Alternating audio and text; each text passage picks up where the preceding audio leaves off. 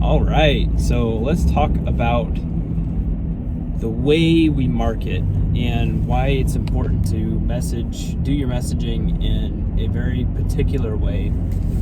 And there's a few different concepts to think about with this. I've been thinking a lot about it lately because I've been seeing a lot of ads, commercials, billboards, all kinds of stuff, emails that are really subpar, really not effective, and somebody wasted. It makes me hurt inside every single time I see a bad advertisement, a bad email, a bad billboard.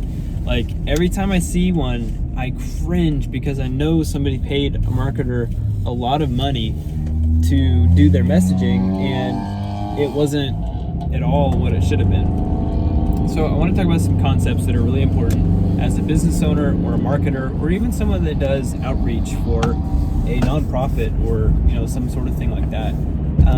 Really, this is good communication skills overall, but I want to talk about how it relates to business specifically. So there is, so let's just take a message from something that I saw today. I have a customer who's a cybersecurity firm, and they have a very cool product that does something that most cybersecurity companies don't do. They monitor for suspicious activity surrounding a domain, and so I don't want to get too technical, but basically there's some tools that will do a check whenever you want to, but there's no tools out there that will constantly monitor your company's domain or your customers' domains if you're a tech company and you handle lots of customers and their security. So what this company's done is created a management product that they will monitor and manage any suspicious activity regarding your domain. And it's really fantastic. There's not anybody else that I can find that are doing the same thing. So I've been doing cold email campaigns for them, and I was curious to see if the other methods of marketing that they've been doing have been working. So I asked him how his LinkedIn ads were going, and he sent me a screenshot of his marketer, and their message today was the click-through rate is about 0.5% compared to views and no conversions. And I want to know, what's your price point? And so to me, that's a big red flag, right? The marketer doesn't even know the price point and they're marketing a product.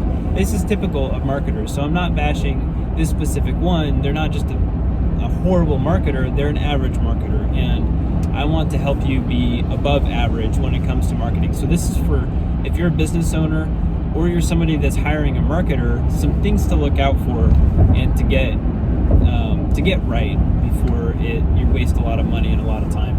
So sorry about the shaky camera today. It seems a little bumpier than normal, but no problem. So anyway, so here's the meat and potatoes.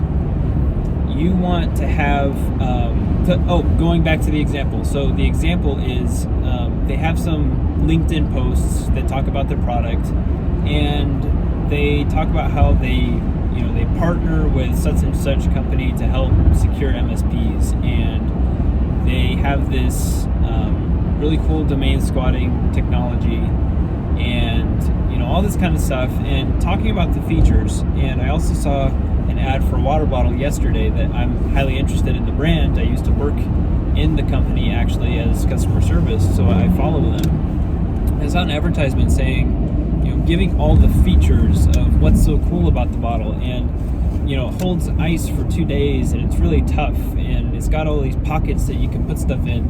And so both examples, the cybersecurity company and the water bottle company, are saying things that everybody else is saying. Everybody else is saying their stainless steel insulated bottle holds ice for up to 2 days and that they're really tough.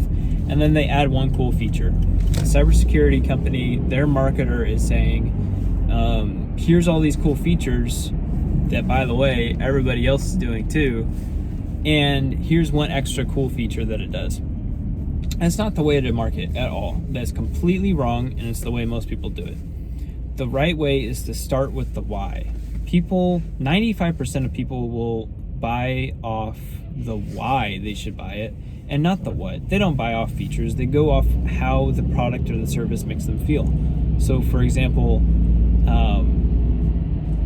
when you go and buy an Apple product, they've done a lot of marketing based on why they're doing what they're doing. They're streamlining everything. Things are simple to use. They're elegant and beautiful. They're not talking about how their products have 16 gigs of RAM in their phone and all the things that the product does. They do have those things in their descriptions, but that's not how they do their messaging. If you think back to the famous ad that made the iPod so successful compared to all other MP3 players that were on the market, and there were a lot, all the other MP3 players were advertising that their MP3 player would hold that had like 16 gigabytes of storage or whatever. I think it was less back then, but Apple took a different approach. They said 1,000 songs in your pocket, iPod. So 1,000 songs is much more tangible than 1 gigabyte of memory. Everybody knows what 1,000 songs is. 1 gigabyte of memory doesn't really resonate with anybody that's not a nerd. Maybe it does today, but not back then. And in your pocket, it creates an image in somebody's head. Like, they can have 1,000 songs. Normally they gotta have CDs on CDs. Everybody had the CD holder on their visor or the tall towers in their home. You could put 1,000 songs on one thing in your pocket. And so that is why messaging before what messaging. So you want to be very clear on the why your service or your product exists, and lean heavy into your branding of why you started the company to begin with. So once you have your why, you want to put that forefront in your messaging, because people are emotional buyers. We buy with emotion and we justify it with logic. Almost every time. There is a 5% of people, this is statistically proven. Some people say 3%, some people say 5%, but 3 to 5% of people will buy based on features because they care about features. They want the coolest thing. They want the best specifications, but the vast majority of people care about their feelings more. And there's a lot of psychology and science that goes behind that. But basically, that's what the fact is. And so once you have your why, which is very important, I cannot emphasize it enough, you need to come up with the type of messaging that you do.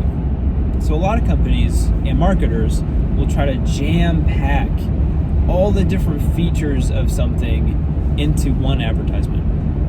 This does not work because thousands of people are trying to get everybody's attention every single day. Like you may not realize how many advertisements flash before your eyes every single day, but it's hundreds to thousands every single day are advertisements at your face. Just from this logo on the car that I'm driving, and everywhere. Advertisements are everywhere. I just passed so many advertisements, from the sign on these homes to the wrapping that's around them that has a logo on it. Advertisement is everywhere, so you can't have extensive messaging because you're going to lose people immediately as soon as you try to give them multiple options, multiple lines of thought. Everyone is trying to streamline their thoughts as much as they possibly can because everybody's trying to grab their thoughts and grab their attention. So you want to have something that I didn't coin, but you want to have the rule of one in your messaging. And the rule of one can be broken down into 4 letters. Again, not unique to me. This is something I heard somewhere, and it's very good. So you want to look at the acronym RIOA, RIOA. So in all of your advertising, you want to have 1 reader, 1 idea, 1 offer, and 1 action. 1 reader, 1 idea, 1 offer, 1 action. You can do without the offer in some kinds of messaging, but you really want it in there when you want somebody hot and ready to buy something.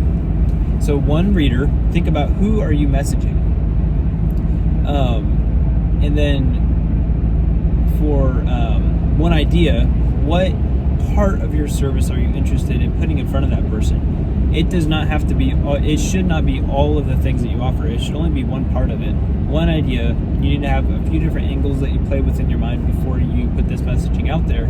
But pick 1 of the ideas. So 1 reader, one idea. You're not trying to reach, let's say you have you're a fitness coach, and you can do anything from help somebody bodybuild to help them lose weight. And you can help anybody from men to women, old to young, you know it all. In your messaging, you want to choose one group of person. So say you want to help men from 20 to 40 years old. You need to target them. Okay, you don't want to advertise weight loss and bodybuilding. No, in one advertisement, you can do 2 separate advertisements, but in the one advertisement, focus on, let's say, weight loss. So men in their 20s to 40s, you're focusing on weight loss. So one reader, one idea, one offer. Here's what you're offering them. Offer creation is very important. I'll do some videos on that of different ways to structure your offer in a way that's very pleasing to people and makes it almost stupid for them to not buy. So one offer and one clear call to action. And a good example of what not to do is if you see a billboard and it has an advertisement for a law firm, and it has good messaging. It says, were you hurt in an accident? Here's this person who's won this many cases. We can help you. And then there's no number, or the number's really small and the name is really small, but their picture is huge because they want their picture on everything. Sorry, lawyers. And real estate agents and insurance agents are not exempt from this critique. You should not have your picture as the biggest thing on the billboard, because people don't care what you look like, they care what you do. They care about the why, not the what. So that's not a clear call to action. That small number and that small name, they're not going to know how to reach you if you don't. You can have great messaging, but if they don't know what to do with the information, you're not going to make the sale. You're not even going to talk to them. So you need to have one reader, one idea, one offer, and one clear call to action. So if you have questions on any of those things in this video, I will be talking about them later, but if you have any specific questions, put it in the comments, and hopefully this was a lot of value to you, and I will catch you on the flip side. Bye.